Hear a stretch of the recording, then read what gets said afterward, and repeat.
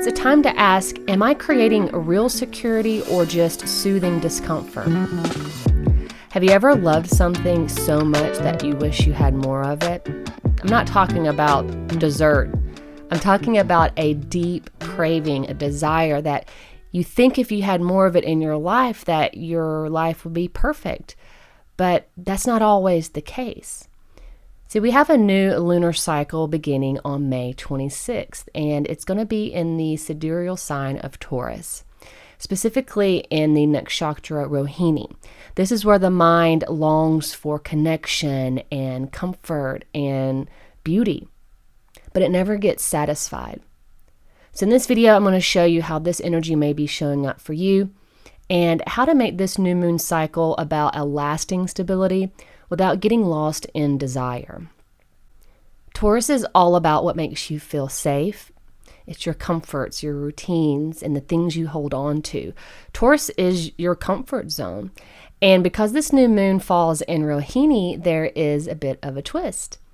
See, this is where the moon, despite being exalted in Taurus and even in its favorite nakshatra, becomes restless, always wanting more, always searching for satisfaction.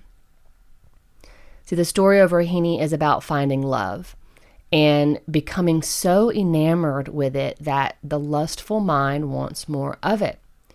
When we come across a good thing, it's natural for the mind to want more, but we must learn to be satisfied with what we have, or we will never be satisfied at all. And this is ultimately the lesson of this new moon lunar cycle in Rohini. Most people talk about Taurus as comfort and Scorpio as transformation, but when you look at them together in a chart, something deeper is revealed.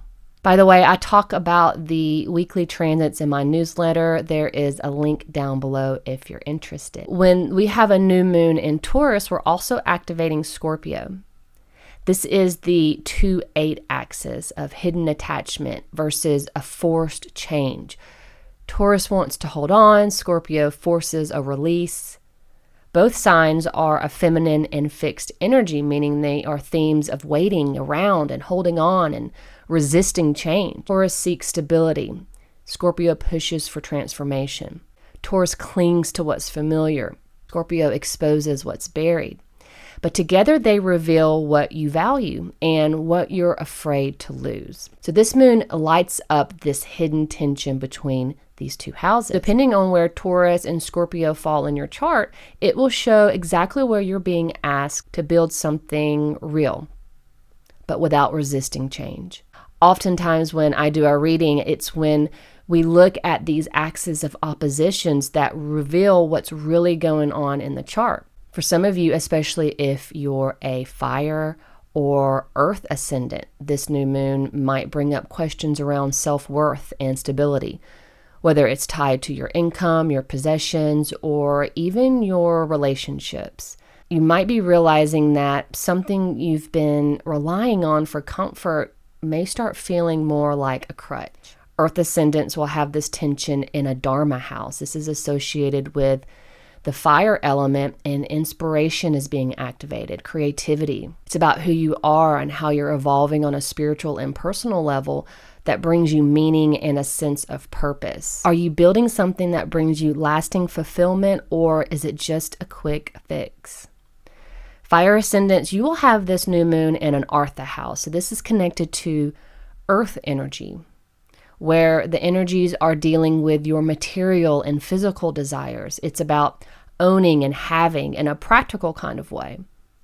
Are you working for the sake of working, or is it towards a goal that is sustainable? And for others, it's not just the surface attachments, it's what those attachments are protecting. So if you're a water ascendant, the energy goes a bit deeper. It's not just about what you have, but it's about what's hidden underneath.